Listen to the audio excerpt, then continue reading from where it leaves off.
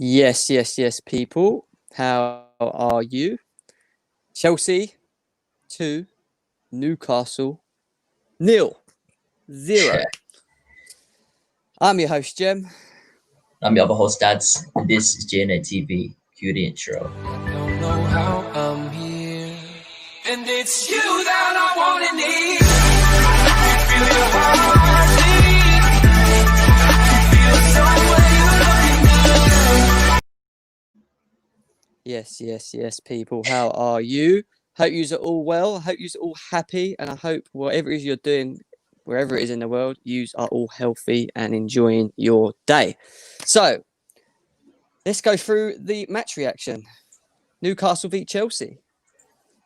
I have a very actually two special guests coming on today for you guys. One coming in the name of Mr. Daniel. Get me, bro. How we doing, bro? I'm good, man. I'm good. Buzzing after the win today, so yeah, man. Tell me about it, bro. Honestly, I've got some good vibes and we've got some stuff to talk about, trust me. And the second person that will be joining us, unfortunately, she's not too happy. You can tell by looking at her. How you feeling, Kendall? I don't know how to approach you. Are you all right? No, I'm not all right, actually. I'm really not, but let's go. Let's do it, guys. So, I thought personally we were quite in control of that game and we played pretty well. Dan, what were your views on the game, mate? What do you think of that performance? I think for the most part, it was controlled. It was a controlled win. I think I was a bit annoyed that there was a bit of like slow passing, lethargic passing that we've seen from Chelsea last season. But then it's understandable because of coming back from the international break and whatnot. And I think the early goal really helped us a lot. It let us settle down. It let us move it as quick as we want to. We basically controlled the game. I mean, the game was more to. It's more about Newcastle than it is about us, really. Because in my opinion, I think Newcastle, after watching them against West Ham, I thought we were going to see a different Newcastle team this season. I thought the way they popped it in that game, their new signings came into the team. Thought Steve Bruce, maybe the fans will actually come on side with Steve Bruce. But right now, back to the Pete's now, I don't think they'll be in relegation trouble. But I just think they didn't pose enough of a threat with the attacking talent they have, if that makes sense. No, and to be honest, I agree. I think you can tell that Newcastle are really lacking. When Callum Wilson's not in the team, you just wonder where the goals come from. And me and Kendall were talking about it pre-match, wasn't we? And we were saying, look, if Callum Wilson isn't fit, which we thought he wouldn't be anyway, where are the goals coming from? I mean, Kendall, how do you feel about the game? And how do you feel about Joe Linton and his performance today? I don't even know where to start because, to be quite honest with you, I don't have the energy to talk about. I don't have the energy to be angry about the whole situation because we knew it was coming. It's not like it was a shock to me. I said 3-0 from the start. So, I mean, 2-0 was... Yeah. So, but at the end of the day, we just were atrocious. Subs were wrong. Set up completely wrong. I mean, to be honest, Joe Linton was our best outfield player, in my opinion. So that just tells you everything, really. What went wrong? Where do you think it went wrong today? And who do you think just didn't perform to the level that they should have? I mean, ASM, it gets a lot of, for me, he should be doing a lot better. And I feel like today he let you down again. And it goes back to what we said about being consistent. And he lacks that in his game. It's just another example of that again. Were you disappointed in his performance overall? Absolutely, yeah. He signed a new contract, and the 4 games since he's just been non-existent. And people will sit there and they'll say, he at the end of the day, he isn't getting the service that he needs. He's not on a good team. If you're a standout player and you have the skills and the quality to be that top sort of player, you should be doing more. You should be leading the game. If you are in a bad team, you should be the standout player, and he isn't. Of course. So that's my issue. That's where my issue lies with him. He's off kilter completely at the moment. He just doesn't do anything. I've said for months and months and months, if he sorted his final third out and he had more quality in his final third, he would be a completely different player. And he still isn't doing that. It's just like there's just nothing there for me. I really just don't even know where to start. Almiron should have been starting, and I know that He was non-existent, will wasn't he? say- He was really non-existent. they'll say that he came back from Paraguay at 11 o'clock yesterday morning. He came on towards the end and looked more energetic and had more about him than anyone else on that pitch. We just played so deep. Jamal Lewis had a shocker. Fernandez, who is arguably our best centre back. What a goal, though, by the way. Absolute. I actually thought it was Chilwell as well. I got so excited. I was like, yes, Chilwell. Yeah, best fullback in the was league. a commentator Yes. that said, "Oh, I think it's an own goal," and I was like, "Oh, great, it's an own goal. That's just set everything off, hasn't it?" Jacob Murphy was awful. Sean Longstaff didn't even have a sniff till about 85 minutes in. For me, I think Darlow, he had a very good game. Yeah, I think Darlow had a very good game. He kept you in it, and even with the team of Werner shot earlier in the game, it was a great save. There's a couple other occasions where he really rose to the challenge, and for me, it could have been a couple more. Really, Danny, what do you think about? What do you think about our performance, defensive performance in Rudiger, for example? Rudiger's not been playing a lot because Thiago Silva's obviously been the main guy since it's sort of for me. Now Thiago Silva obviously didn't travel and Rudiger was in. Did you feel like he had to put an 8 out of 10 performance game today, and do you think he done that? The thing is, this is me, and you know me, like Jam, we talk a lot, and you know me, I don't like to get too excited with certain things. When it comes to someone like Rudiger, what you just have to remember is this game didn't test Rudiger. Rudiger had a good game, but he wasn't really tested. The game he had today was about keeping possession, ensuring that your passes were, your long-range diagonal passes were in check, your passes side were in check, you were purposeful passing, basically. And no doubt he didn't put a foot wrong today. However, this isn't the game that defines Rudiger for me. What I was basically explaining on Twitter to a couple of people who were asking me questions is that, yes, Rudiger didn't have a bad game, but the reason why I'm on Rudiger's neck is because, for me, he's broken the trust already. There's been games where I trusted him so much that Rudiger's the best defender and he's let me down. Do you get what I'm saying? And when a player breaks that trust for me, it's going to take a number of games to build it back up. Not one game where we win 2-0 against Newcastle, who really and truly the best chance was probably the Longstaff, long ranger. Do you get what I'm saying? So, for me, defensively, we looked solid, no doubt. And Mendy, got to give Mendy credit for that. Chilwell credit for that. Reece James is looking like a very, very good player. And Zuma, no doubt. I think Thiago I was just about to say that. What do you think about Zuma? Zuma's the man right now. I can't lie to you. Like, he is really the man right now. Like, aerially dominating. His passing is looking better. He's looking more comfortable on the ball.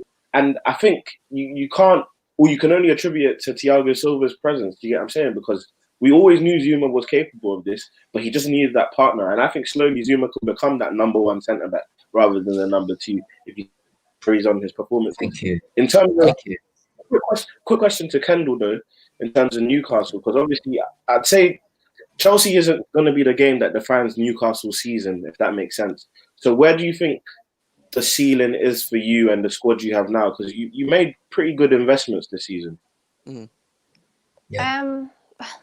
I mean, we made good investments in Callum Wilson. That's fair enough. That he's been decent for us. Other than that, I mean, we got Ryan Fraser on a free. Fair enough, injured again. Hendrick on a free, who is absolutely shite. I don't even know where that even came from. So, I mean, Jamal Lewis, 15 mil. It's so frustrating because, you know, like, he was very, very decent for Norwich. He's a young player. And he's just completely gone downhill. Had one good game against West Ham. We were like, yes, we've signed a mint kid here. Just since he got injured for a few games, and just since then, it's just been completely downhill. So on the outset, and when you're not a fan, it looks like, they've done pretty decent business for a club of that sort of, you know, that level. But we haven't strengthened in the areas where we needed to strengthen. Like, we let a centre-back go out on loan, Lejeune, who is arguably probably the best centre-back that we've got. He's absolutely smashing it at Alaves this season. And we crumbling in defence. I mean, it's just the issue for me is, like, we didn't get another backup striker. Gale's injured. We've only got Carroll there.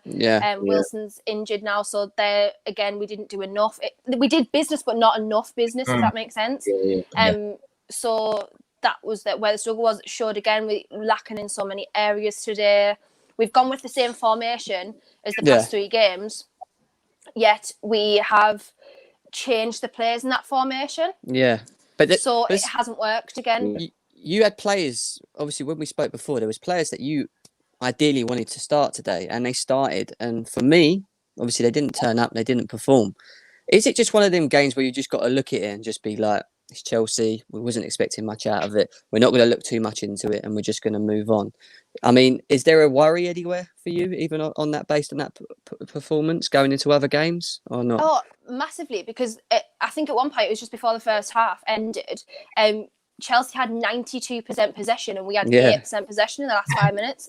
That for me is a massive issue, especially when you're playing teams like Chelsea, obviously, who are going to attack all the time. That's just an issue. The next couple of fixtures we've got coming up are they're just so crucial coming up to Christmas. That's obviously where the league starts separating out a little bit. We've got Crystal Palace away next. We've got Aston Villa away the week after. They're not easy. No, we've got West Brom at home is our next home game. Then we've got Leicester and Leeds. The next 5 fixtures, I can only see us even going to West Brom and getting something. I can't see us getting anything from anywhere else. So now this is where my problem lies, because we had chances today, and didn't put them away. Hayden skied it from about 2 foot away from the goal line. How are you even doing that? Yeah. Joe Linton had chances, Sean Longstaff had chances. We're not putting them away, and then that's where the issue is coming. We're 20th in the league for the amount of shots we're taking, 20th in the league for passes in the final third, and 20th in the league for passing accuracy. So can I just give my reaction to the game? Can I just give my reaction to the game? Right. I was going to start by saying this. Kendall, I know you didn't go into this game very confident, but the thing is, with Chelsea, they can be pretty unpredictable at times. Like the Southampton draw, the 3-3 was very poor in my opinion. I was watching that game. I was vexed watching it, because how can you get a 2-0 margin and then drop back and actually draw with them with that such a high scoreline as well? And I thought that was going to happen today. But the thing is, the team they played was okay. It's not the best team that Chelsea played, and they could have played. But obviously Thiago's out and Havertz didn't play. But Rudiger for me was great. I don't think he had a foot out of line at all today. I think he was great. Zuma proving that he's the man, and I said this, Jem, I said this, bro. Zuma's just that player that he's gonna prove his worth. And I said, without Silva next to him today, he'll give 100%, and he'll prove that he doesn't really need anyone next to him, and it's gonna start to well on the fans that he's that player. He needs someone next to him. Yes, don't get me wrong, but he will grow into a player that doesn't need that anymore at one stage in his career. He will not need that at his prime. He hasn't gone to he hasn't visited his prime yet. He hasn't visited it yet. So obviously the goals, they were good. Obviously the own goal, and obviously Werner and Abraham completely and their passing throughout that attack was brilliant. I feel like Werner's just proved the haters wrong, saying that he can't dribble. He's not the best dribbler, but he can dribble. I agree. And I think the thing with Timo Werner today is that he had chances, which I think Dan will probably agree with me on, where he should have probably put them away. At the end of the day, it doesn't mean he's not a world-class player, because all world-class players are going to miss chances. Do you know what I mean? At the end of the day, he scored his last 5 games. He still, put a shift in today. He assisted the second goal, which was a very, very good run. Do you know what I mean? All the way from one end of the pitch to the other. And I just feel like, because of the price tag of him, that he's going to get a lot of critics, if you know what I mean. Dan, what do you think of Werner's performance today, mate? I said it. I tweeted it, and quite a few people engaged with it. I said there's a bit too many reactionary fans. Like, I'm not blaming the fact that he came from international break as the reason why he missed chances, but every player can miss chances. And what's even funny is that Werner's performances, granted, haven't been the greatest, but he's contributed. Well, he has a goal contribution in 11 of his last 12 games. That's crazy to me. The fact that statistically he's already up there in terms of the world-class category. All he needs is to add the performance to it, and then we're looking at a world-class player for the future. So for me, me, beginning of the season when everyone was worried about what Werner, I said, don't worry, it's going to come through. Players like Werner come through. It's the mentality. Look at even the goal he scored that was given as offside. That is the quality of Werner. You get what I'm saying? Getting it out of his feet, going around the keeper composed, and then finishing it. Unlucky it was offside, but So Werner, look, there's nothing to worry about. I just don't like to get into debates about Werner because I'm getting into debates with people who have come in with the mindset of he's not good. And when you've already got that mindset, then I just can't be bothered. Like, do you get what I'm saying? But for me personally, he's our top goal scorer by 4 goals. That's for me. That's like he's got 8 goals in all competitions this season. So like you can't knock that for me. Knock him, and he's on form. And, Playing that wide. Yeah, exactly, and and he's playing out of position as well. You've got to be backing him. Do you know what I mean? We've got to be backing him. Kendall, Brucey out, Brucey in, Brucey okay, Brucey out. Yeah, really? It's gone too far now. Like literally, he's been riding. I said this on a tweet earlier, and he's been riding on luck and media lovings since the beginning of his Newcastle career. At the end of the day, no one can. For him, he can't put a foot wrong in the media's eyes for some odd reason. I just don't get it. And I've had so many messages today from fans of other clubs saying, okay, because like normally I get slated and they're like, oh, you're doing all right. Like I keep getting messages saying like, you're doing fine. He's not doing that bad. You're 13th. But I'm like, yes, but you're not watching that football week in, week out. You're not seeing like the issues or where they lie because you're not, you're not focusing on the team because you're focusing on your own team. And I've had so many messages. I'm seeing like 25 messages today saying like, okay, we see what you're saying now. Like we know what you mean. We know what you've been saying for months. Like this cannot go on.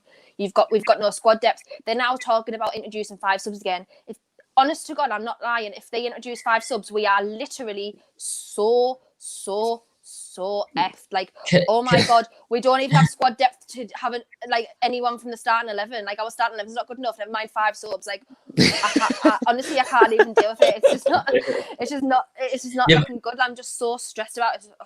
Kendall, would you say he should have gone a while ago, or do you think this is like the time he actually does need to cut? Because I hear people, obviously, like you said, you could receive 25 messages, and they're actually realizing that he's like a key part to like the downfall of Newcastle coming back into the Premier. I feel like, do you honestly believe that he should have gone a while ago, or do you feel like his time's been given and he should just go now? Yeah, I think like everyone deserves a chance. Like, don't get us wrong. We've seen people like Alan Shearer said he'll never go into managerial position again because of what happened when he was our manager. Like, and he only was given 6 games. I mean, you can't do anything in 6 games. Rafa Benitez, one of the most world-class managers ever to hit the Premier League, won pretty much every domestic cup in his career. He even got us relegated. You need to give people time. You just can't do things with a squad that isn't good enough, like, unfortunately. And the thing is, with the problem with Bruce is he's got an all-right squad. There's some quality players in there. And some players that were good under Rafa have now regressed massively under Steve Bruce. So we haven't got a leader in Lascelles anymore. Well, Shah has completely regressed. He is not good enough anymore. Sean Longstaff's not good enough anymore. I mean, people calling Sean Longstaff prime Michael Carrick, like when Rafa was there, got injured, came back under Bruce, and is just like lost the plot. This is my next question to you. Who, if he went tomorrow, who would you have coming in? See, that's my issue because the problem lies. I think it's the same as like with Man United fans. Obviously, the disease is the owners and the manager is just a symptom of the disease. So, who are we going to get at the end of the day? You're not going to drag another manager of class like Rafa Benitez. Ashley will never put his tail between his legs and say to Rafa, like, please come back. He'll just not do it. Even though I think 2 days ago Rafa did an interview and said he would love to come back. I just don't think Ashley will do that. He doesn't want to appease the fans too much. I think we're looking at someone like Eddie Howe possibly, which I wouldn't really hate. Not a bad idea, is it? He did all right with Bournemouth for a few years, and just at the end of the day, mediocrity wasn't enough, and they got relegated one season. You know, I wouldn't mind Eddie Howe. He's played with he's managed a couple of the players in the past. I wouldn't mind Eddie Howe. It's got to be someone like that. It's definitely someone, English manager along them lines, Nigel Pearson-esque manager. I think. I don't.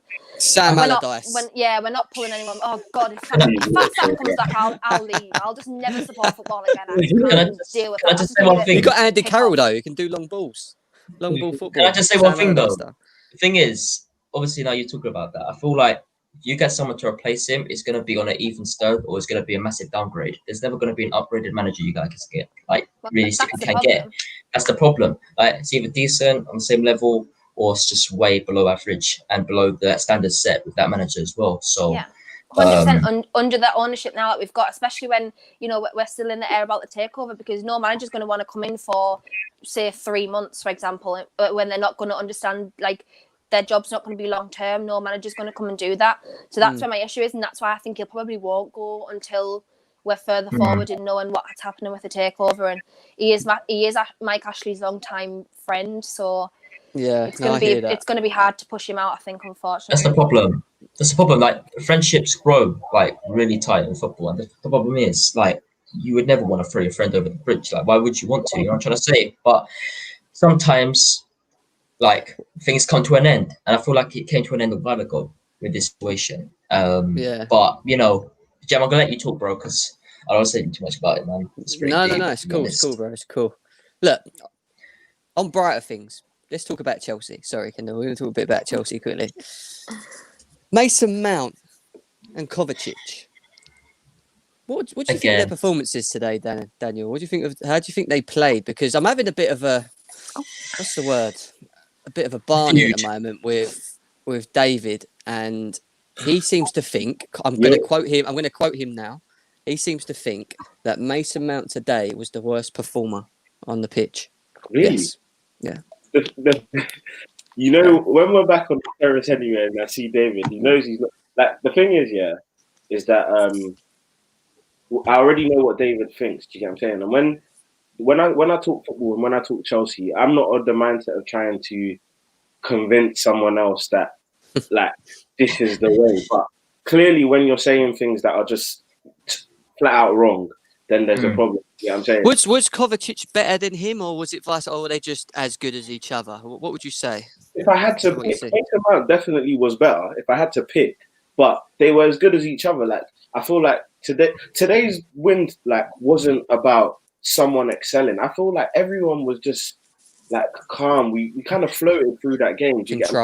Controlled is the word. Controlled is the right word, and I think definitely when Havertz comes back in, he's going to come back in straight away. The question is who for? Yeah, me personally, I'd say for Kovacic, just based off the fact that I think Mount has played well and has built up the credit to remain on the side. However, long term, you know me already. I'm of the opinion that Kovacic is the better footballer all round and can provide more. Oh yeah, I agree with that.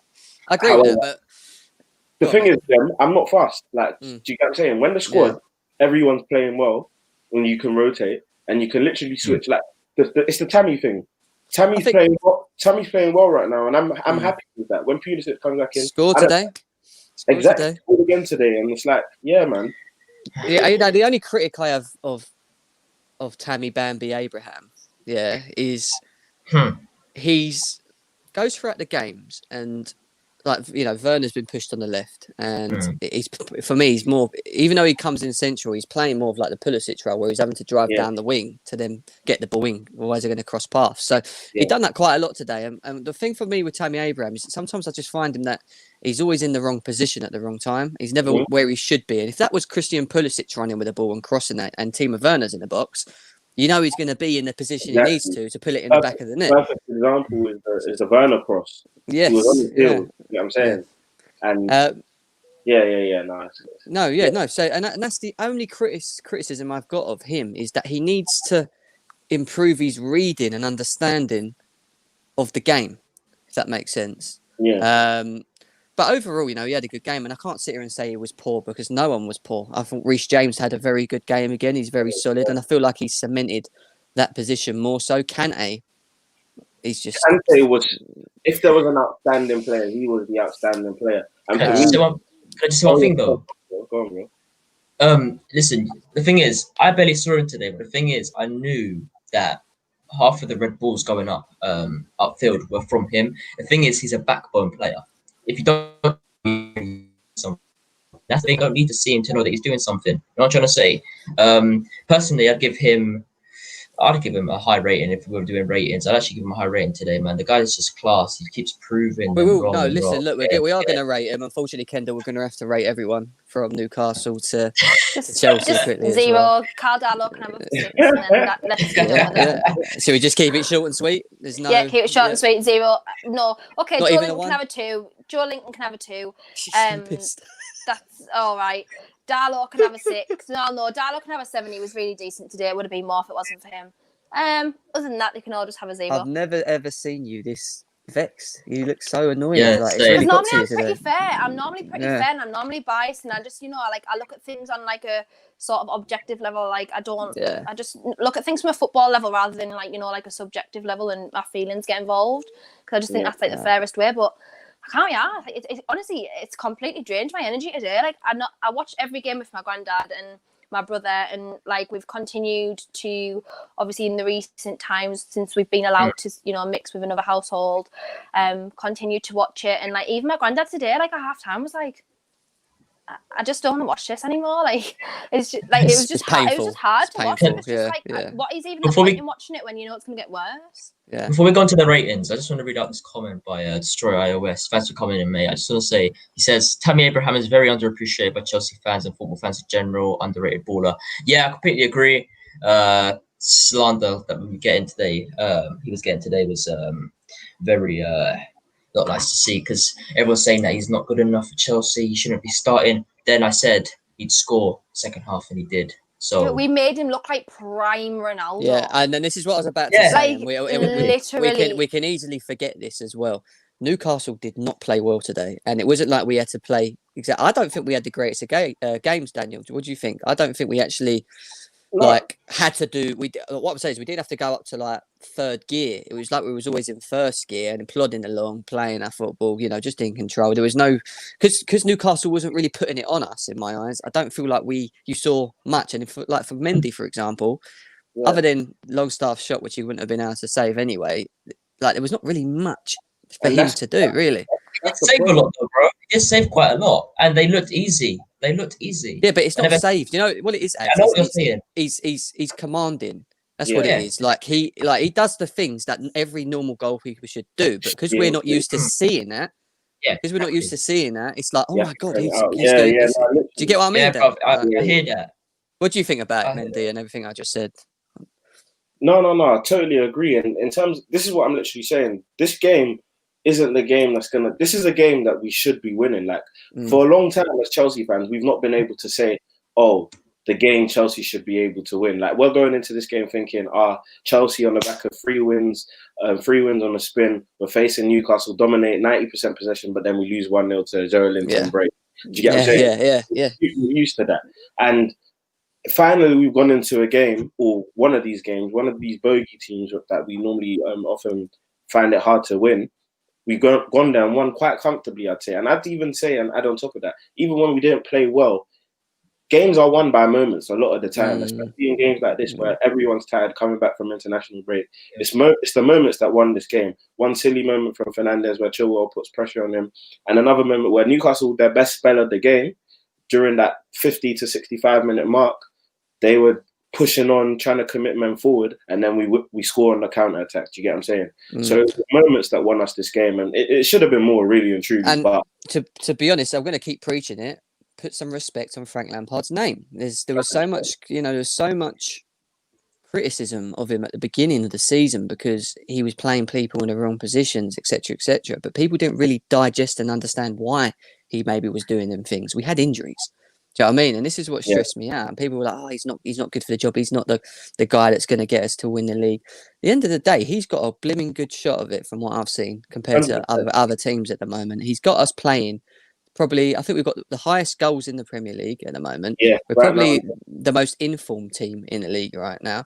We're sitting top, sitting top at the moment. I know it's very early, 9 games in, but he hasn't done much wrong for me. Do you know what I mean? He's not done much wrong. So it's, it's just, it is still early. It is still very early, and I'm expecting us to next week continue pushing forward. Next week is when performance is going to define the game. I think to beat Tottenham, we're going to have to be really good. So, yeah. Well, it's good you touched on that because our next couple of games, I was looking at the games and the fixtures that we've got coming up, and it looks very, let's say daunting because we're in good form. But yeah, Tottenham. Then we've got Seville. Then we've got Leeds at home. Then we've got Krasnodar at home. Then we've got Everton away. Then we've got Wolves. And then we've got West Ham. Now, they're not easy games. Wolves, Everton, Leeds, Tottenham are all going to be, even Seville, they're all going to be a big test. And this is where we're going to see where we really are, because people are going, yeah, but you're playing these lower league teams, you should be beating them. Yeah, fine, they're correct. But one thing they forget about us is that last season, we wasn't doing that. Yeah, exactly. We wasn't doing that. These were the kind of games we were struggling in. But what I've seen different now with this Chelsea squad is that we're in control of games. Control is something that we've not had, I haven't seen in a very long time in our squad, where we can, monitor games, control it, sort of just run the tempo, but also feel comfortable. I'm sitting there as a fan, and I'm actually not sitting on the edge. I'm actually sitting there like, we're 0-0, we're going to score soon. I've just felt so, it feels good to watch, you know what I mean? So, yeah, man, it's upwards and onwards for us, and, we move forward. But who do you think stood out the most today, if you had to pick one player, Dan? It's tough. It's actually between Zuma or Kante for me. I'd pick Zuma, because look, Zuma last year as well went through, like, there were periods where people were criticizing him, saying he shouldn't be on the team and whatnot. And really and truly, what's happened this season is he's risen to the occasion. And like, this was a game where without Thiago Silva, we wanted to see how far our team has come, because Thiago Silva has a certain impact on the squad, on the starting 11. And Zuma really took that by the scruff of the neck in a lot of categories, defensive categories. Zuma's on top in Europe. I think he's got the highest completion in terms of aerial duels. His passing has improved, like I said earlier. And yeah, Zuma was just outstanding. A quick thought though, I think for me with Newcastle, and Kendall, correct me if I'm wrong, but I think the Saint-Maximin thing is, the problem is, I think Saint-Maximin isn't the player everyone thinks he is. I think if you put Saint-Maximin in another team where there is a star, he will perform better. He's not the star, if that makes sense, but he's being made to be the star of Newcastle, being made to try and carry the team and whatnot. Like, for example, there was the chance he had where he cut in, like, a star scores that goal. A star scores that. If Jack Grealish was running at Zuma at 100 miles per hour and he's cutting in, I'm dreading that. I think that's a goal. Do you get what I'm saying? And even then, in that situation, I think a better player reverses it to Jamal Lewis, who would have had a free shot on. You get what I'm saying? Yeah. So it's just the moments, and Saint-Maximin being too much expectations. Basically, the expectations of him are a bit too high. But I guess what can you do if he is the best attacking talent on the team? Yeah, no, 100% agree with you. Like, I think, obviously, as you say, he's a great player. Well, he's a decent player in a below average team, so he's always going to look. He's always going to look decent. He's always going to look better than whoever else is next to him. I mean, come on, like, we had Joe Linton on the wing, so like, you can't really. That he was our other option to say Maximin. So it's like he looks a miles ahead of where like Joe Linton would be on the wing. For me personally, I don't know if probably no one will agree with me here, but for me, he's not our best player. I personally think Almiron is. But Almiron's got more in his final third. He's got defensive aspects to his game that Saint-Maximin doesn't possess right now. His work rate is miles ahead of Saint-Maximin's. Just for me, Almiron's our best player. Probably at the moment, followed a close second by Carl Darlow. So, yeah, it's, at the end of the day, he's just not doing enough for me to be the player that everyone wants him to be or everyone thinks that he is. He's just not doing enough. His final third is so inconsistent. At times, he doesn't even have one at all. So, yeah, he's got to do better there. Got to do better if he wants to, he said he wants to play Champions League. That's fair enough if you want to go and do that. But are they going to sign? You're never going to do it with us. Yeah. Exactly. Who would take him out of the top six? Barring maybe Arsenal. I think Arsenal would probably take him, and I don't think you'd get in the Spurs team. If you look at them, you probably wouldn't get in any team. It wouldn't get in any team above Arsenal right I'd now. say, unless he goes abroad and he goes and plays for someone else in another another country. But look, he's a talented player. Let's not sit here and say he's not good. He's got a lot of talent. Do you know what I mean? Like you said, it might be that it may be that it's just the club he's at. Maybe you're not getting the best out of him, but you can still see individual talent in people, and big. The difference between world-class players and good players is that they can take the scruff of the game and change it completely. Do you know what I mean? And that's what he needs to do more for you. It's like Eden Hazard was a big example for us because we were shocking. We had we had good players, but Eden Hazard used to drag us through games, literally drag us through games, and we become very reliant on him. Do you remember? You remember, Dan? We were very reliant on him, weren't we? But that's because of the player he is. Yes, but this is why this is what I'm getting on about ASM. He needs to be that kind of player. He doesn't make enough of an impact to be Yeah. like a good enough player right now. Yeah. If you're good enough, you know, look at Barcelona, obviously with Messi and stuff. They have just been so terrible right now, but Messi's still doing his thing, still scoring his goals, and it's just like ASM doesn't do anything. He just doesn't do enough. But as you say, there's also another point. Just keeping with the whole Messi thing. Obviously, Messi's got a lot of decent players around him in the Argentina squad, and they've done nothing as a country in the recent years. So it's a game of two halves, really. It's 50-50. He's not going to get service in that team, but he also doesn't provide service that we need on goal. So I just feel like the talent is noticed. We've seen sparks of it. I'm sure you've seen sparks of it, Kendall. But the consistency levels need to be risen a little bit 100%. More. It can't just be sparks. You know what I'm trying to say? It needs to be like a flat line of good performances. Because if you see sparks, that's good, but it's not great, and it's not really showing like a high key amount of development as a player. So he needs to be showing that day in, day out when he's playing. But yeah, he's not gonna progress under a person like Steve Bruce Thornton. No, Steve Bruce, he's not known for his coaching prowess. He's not a technical coach. He's quite openly admitted in the past that he's not a tactician and he doesn't rely on tactics. So what does he rely on? Just cross your fingers and go, I think. But he's just not going to progress under a manager like that, and that's just where we are at the moment. If we had a better manager and a more modern, even like Graham Potter, for example. I know Brighton aren't doing amazing, but they're doing like a lot better, and they've got a more progressive mindset. And, they're setting up more tactically, and he signed players like Lamptey who are like unbelievable. And like we just don't do anything. It's like is it system though with you guys? Because you've got when I look at Newcastle's team from 1 to 11, that team's good enough in the attacking sense. Still Almiron, you've still got ASM. Callum Wilson, I know, was injured today, but you've got players that can definitely cause problems. Exactly. Yeah. If you thought, sorry. No, go on, bro. Go on. Oh yeah. If you, in my opinion, obviously, look, I'm not a manager. I haven't got my licenses, but at the end of the day, you've got diminutive players in ASM, you've got Almiron, and then you've got Joe Linton, who, fair enough, isn't the greatest striker and probably is going to be the flop that he's just not that great.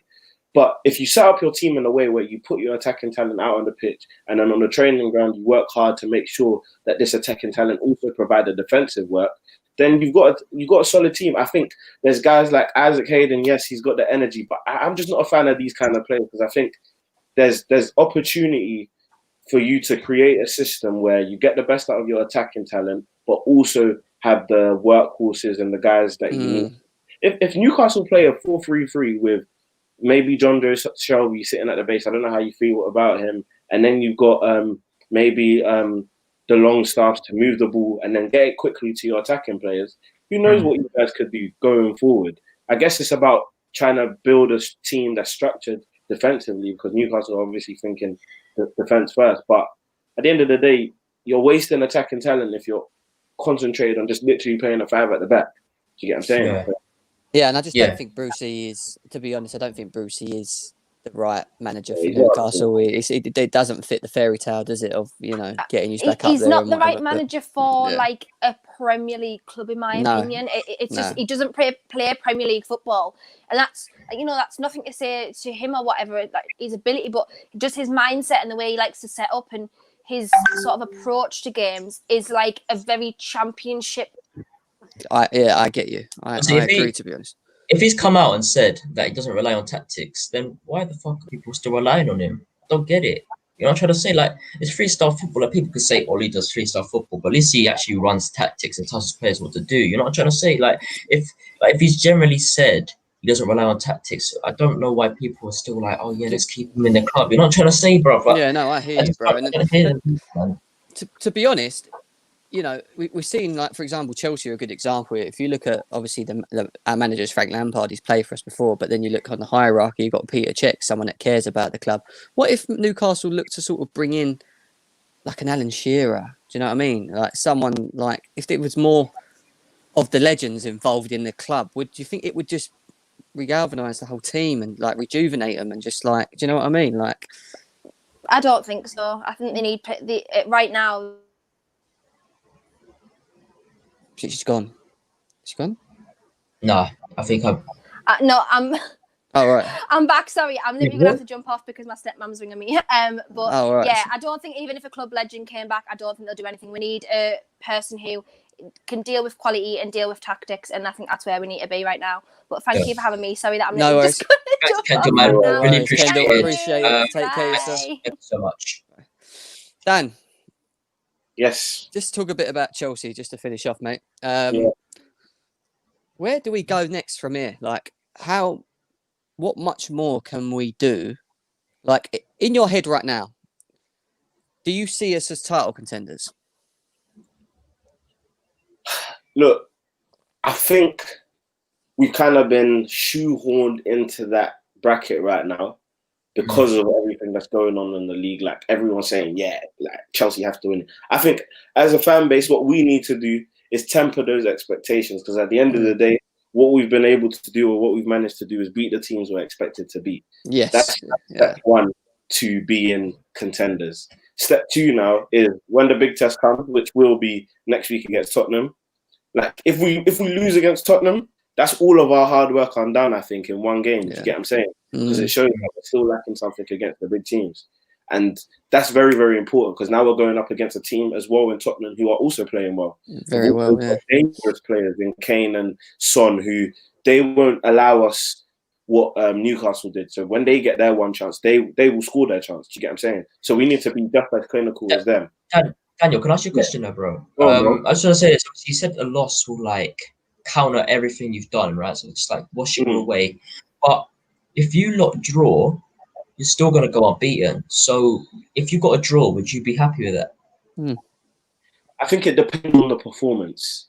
Yeah. What I want to see in Tottenham is we are the better team in terms of the lineup, in terms of who we have. So I want to now see us go into big games. And actually, you remember when Man City were popping even the big teams off the park? I want to see us. I think we're capable of that with the players we've got. Like, even Ziyech, who didn't have a statistically great game, he was still spraying balls left, right, and centre, and being that ticking clock in the midfield. So, like, we've got the potential to be the best team in England. 100%, 100% wholeheartedly. Going into that game against Tottenham, what do you do with formation? Because I've not seen. I don't know if it worries me or not, but I think we should definitely experiment it. Would you play Kanté on his own in the middle against Spurs and have the two in front, how we have done today, or would you go back to the two sitting and the one in front? What would you do? No, I'd stick with it. Remember when we were on the terrace? I said, like, I don't want to see us. We don't need to conform to other teams. We've got the team that can beat players, and we're going to have more possession against Tottenham. I already know that we're normally a possession-based team. So, if anything, maybe you have Kovacic in there just because of ball retention and whatnot. Because I think Havertz will come back into the team for that game. So do I. It just depends for who. But yeah, I don't want to see us change. We don't need to go to a 5 at the back or a 4-2-3-1 to play Tottenham. We can beat Tottenham with our 4-3-3. I play Kanté DM. 100%. And I hope Lampard does that, because I really want to. I want to test us. I want Chelsea to be tested. You know what I mean? This is a big test for us, because people go, yeah, you know, they're beating the smaller teams, but they've not beaten the big ones. And like you said, why change your formation and accommodate for a team because you're playing against, you know, who we know they've got ability, we know they've got good players. You know what I mean? But at least, why should we not express ourselves because of them? You know, like, do your thing. Do you know what I mean? And I agree. If it might not work. We might sit here 45 minutes in and go, we're getting dominated in the midfield and it's not working, and he might have to switch back. But at least give it a go. Do you know what I mean? Yeah. Prime, shout out to Daniel from Prime. Big up Daniel, man. Thank you, Prime. Appreciate the shout out as well, Prime. Yeah, they can see me. Yeah, clear. They see it there as well. Has anyone in the live chat got any questions just to sum things up for our guest or anyone else on here? Me, Ads, anyone want to ask us anything interesting? If so, get asking. Whilst we do that, I just want to say, like, share, subscribe, people. 20 of you guys in here again, consistent. Average viewers are 20 right now. Really appreciate people. Make sure to like, share, subscribe via Discord, via Twitter, via Instagram. Anything helps. Make sure you do it now. Thank you, people. Just a quick question for you, actually, Dan. Who do you think if we was to lose one player out of the solid 11 that we've been playing over the last 5 games, who would you think would be the player that would have probably affect us the most? So if you took him out of the team, you'd probably see a big problem. It's tied, in my opinion, between Mendy and Chilwell. Really?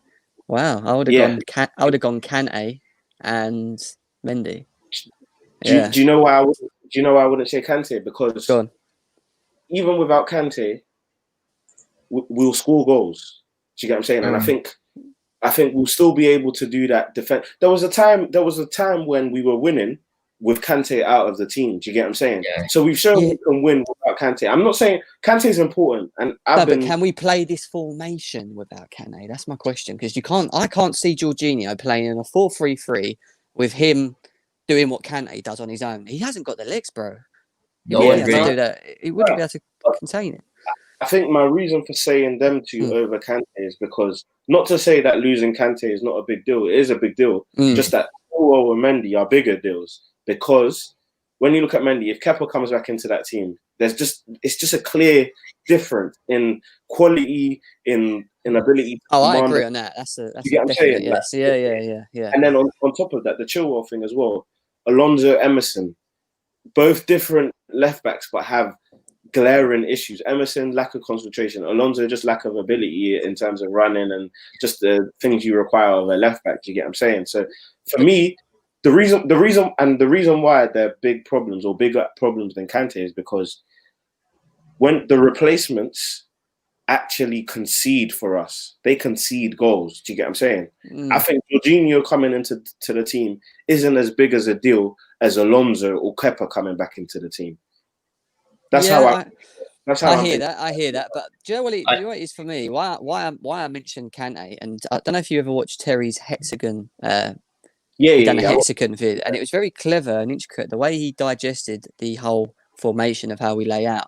If you look at it, it does, in my eyes, involve around Kante, because not only is he protecting the defence, but he's also protecting the boys to allow them to go forward in front. And you've got to have legs to be able to be in the position that Kante's in.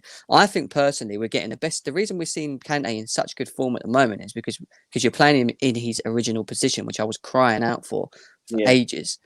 You know, everyone was like saying, "Oh no, play him a bit more forward. He's all right," or play him a little bit. No, this is working for me at the moment. If he's out of the team, I just don't see Jorginho being able to do the job. Kovacic, maybe.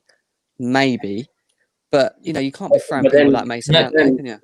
Oh yeah, go on, lads, bro. Can I give my view as a neutral? I'm gonna give my view as a neutral, right? Honestly, I feel like Daniel said, yes, you guys have won games without Kante in the team, but the thing is, when he's in the team, he basically betters everyone behind him, and he basically gives the confidence to the people ahead of him. And he did that today. He proved it. Literally, like all the balls he was giving in, all the balls he was setting to the ounce wingers, and obviously Reece James received quite a few balls as well because he was actually trying to just get himself into the dotted centre so he could attack. He was actually just waiting for the ball, which is what I like from him.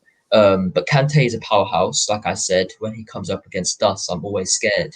And that's coming from me, Brand. Like, we United, we realistically shouldn't be scared of just one midfielder, but I am very scared when we come up against him. And Kante, man, like I said, bro, Jem, you know my thoughts on him. Daniel, I feel everyone would take him, anyone would take him, and I feel like if you take him out the squad, I feel like you're charging. You're basically like kind of lowers, but when he's in the team, you man are dominating at like 110%. Well, don't get me wrong. We're a worse team without Kante. Kante is important, especially to the way we're playing right now. However, when I think about what was wrong with Chelsea in the past, it was individual errors, mistakes by individual players. And I agree. The point is, when these players in particular, Mendy and Chilwell, come out of the team, the individual players who are coming back in are the ones who are making the mistakes. Do you get what I'm saying? Yeah, I hear that. And the way these lot came out of the team, when they come back into the team, it's not like they're gonna come and be better because everyone's confident. They were taken out because of their lack of ability and lack of confidence, whatever it was. So who's to say that Kepa's going to come back in and be this like newborn player? Like, especially, look, for me, the Kepa thing is done. He might go on to another team and become a player, but it's done at Chelsea. And the reason why I say that is because there's even been games where Kepa's been outstanding. Like I don't know if you remember the Liverpool FA Cup game last year, where he was quality in that game, made brilliant saves in that game, and everyone thought, all right, cool, this is the time for Kepa. And then he goes on a bad patch. The same game last season, 2 seasons ago against Frankfurt, where we won the penalty shootout, and he looked so good in that game, won the penalty shootout for us. What happens after that? Again, another bad patch. Like, the thing about Kepa, there's no consistency there. And when your keeper is letting in goals, literally letting in goals, there's no coming back. He's just not a top. He's just not a top 6. Yeah, he's not, man. Goalkeeper. He's a goalkeeper of some kind, but he's just not a top 6 goalkeeper. If that makes sense. Can I touch base with that though, Daniel? Can I touch base with what you just said there, bro? Like I said to Kendall, there's no good in players showing sparks of hope of like a top tier career, because like you said, he's shown sparks of that, but it will never happen. And people who actually thought that was going to happen, I can understand. They probably will be mad with themselves for actually thinking that he could be something. But in my opinion, the worst performance he's ever given for you guys is when you guys lost 2-0 to Liverpool, and Mane just completely shattered him. That was like the second goal that he let in was awful. You saw that. You were watching. I know you guys were watching that game. Are you talking about the one at home that we lost this season? Yes. Oh, right. Yes. We went down to 10 men. Yeah. Mm-hmm. Yeah. Awful. Oh, no, I didn't. To be fair, I was on my way to Dubai when that game was on, so I didn't actually get to watch it, and I'm glad I didn't, to be honest. But we went down to 10 men, and as soon as I saw that, I was like, forget it. You know what I mean? But Dan, answer this. Not this question. Answer this one. If Kante gets injured, will the consistency keep up, and will you really see an exposed Zuma? Do you think? Is Zuma good because he's got someone in front of him to sort of protecting him also? If you think back to it, every centre back has been like good because they've had someone screening the defence. You get what I'm saying? A lot of the problems. Remember what we were saying about David when we had David Luiz, Sarri, Rudiger under David Luiz, Zuma, Rudiger under Sarri. Like, we weren't as defensively bad as we were under Lampard in the first season. Like, we conceded way too many goals last year, and that was because we didn't have anyone screening the defence. And when Jorginho was doing it, he wasn't good enough to do it. Kante wasn't in and out, and wasn't really ever playing the lone DM role, like, because he wasn't really doing that role. So for me, every centre back needs that screen, that protection, and it's not necessarily a case of Zuma being exposed. It just means that he's going to have to rely on one-on-one defending a lot more, and attacking talent wins out on one-on-one situation. So I don't think that's necessarily a thing. Yeah. And listen, the other thing we've got to bear in mind as well is it doesn't matter how good or talented you are as a defender, you are always crying out for someone like Kante in front of you. It doesn't matter who you are. It makes your life easier. You know, you've got to look at the old Chelseas with Claude Makelele. Like John Terry, I remember John Terry going for an interview, and he was like, he had Carvalho and Gallas. He had Gallas left back, and then it was Carvalho next to him. And they were talking about the squad in general. And it was like, who's the most important player? And he said Makelele. And he said, why? He goes, because it's what he does in the game, and people don't see it. And he does so much work for us. Like, if he wasn't there, we would be doing all that work, and because he's there covering them spaces, we end up actually not having to do as much because he's that good. Do you get where I'm going with it? So it's like, I feel like that's the same with Kante as well. Like, he's just a machine, isn't he? Like, he's just the comparison I always use when I explain these things, when I explain the DM to people, is engines. A car has so many parts it has so many parts that are needed and are essential to it functioning. But at the end of the day, at the core root of it, if it has no engine, that you're not going anywhere. You get what I'm saying? Kante is the engine. The DM is the engine of the team, and it's the person who makes sure everything else is ticking. That's what I'm saying. And that's what I was saying to you about maybe Kante not being there. Would he be more missed, if that makes sense, because of what he gives to the game? I know what you're saying about Chilwell, and I get that, because it's a big downgrade. It's a big drop off, but I still think Alonso on the odd game or an Emerson on the odd game could still put in not a great performance, but just a bar in a decent shift. They can put a decent shift in. A decent shift in the game. I guess it's one of them ones we just have to see. You know what I'm saying? Yeah, no, I agree. They have to give me the trust back, man. Right. We've been going for an hour, Jem. Do you want to wrap it up? Now I'm done, bro. Dan, do you want to shout out your socials, bro? Go on, so bro. People can find you where you are.